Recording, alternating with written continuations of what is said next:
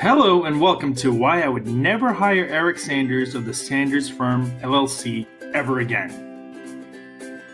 Before we begin, this slide will be broken down into 5 parts. The initial conversation, the first payment and contract, immediate decline, degradation and lies, threats and invoices, and finally the withdrawal from your case, liens, and more threats.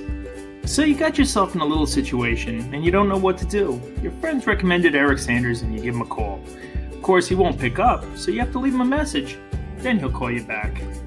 Now you got your call back from Eric Sanders and he told you that your case is good. He told you that he could win it and he sends you over a retainer agreement. You didn't read it carefully because if you did, you'd quickly realize this retainer agreement was just a big way for him to make a lot of money without doing anything.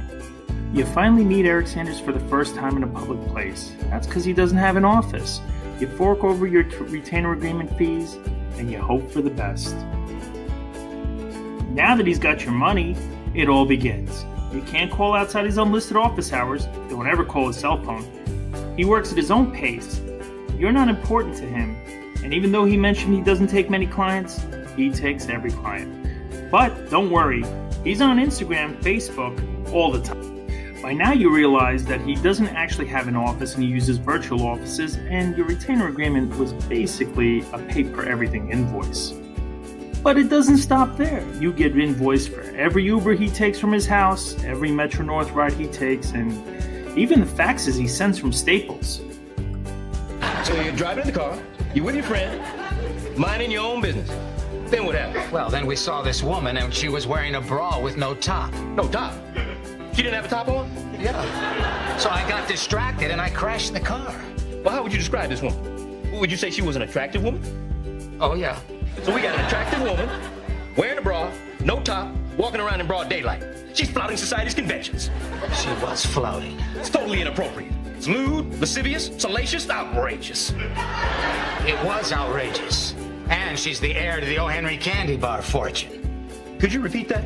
I said she's the heir to the O. Henry candy bar fortune. Oh, Henry. That's one of our top-selling candy bars. It's got chocolate, peanuts, nougat, standing. Have you been to a doctor? No. Susie, call Dr. Bison. Set up an appointment for Mr. Kramer. Tell him it's for me. By now you're reaching the end of your case and he tells you he doesn't think he's going to win anymore. And then he tells you if you ask for a refund, that he'll be forced to disclose your secrets. Well, there you have it. Game over. Well, not for Eric Sanders. He just made $10,000, and he told you how many times he won Larry Jackson's case.